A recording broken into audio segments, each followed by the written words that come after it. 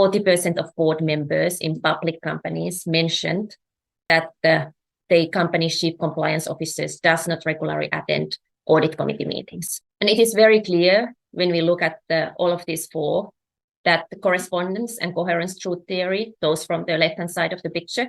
So we are moving away from the traditional once and done compliance report without limited interactions to a two-way communication, which includes reporting and interactions with the board.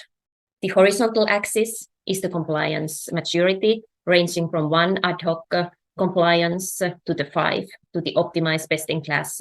And then on the top, you can see the reporting maturity stages, ranging from stage 1 reporting, activities and issues, where we can understand certain outputs, like having training metrics together, how many trainings have taken place. So after now that we have been discussing all the 5 best practices, covering how we can enhance risk governance and understand it as a kind of a two-way communication between board and compliance.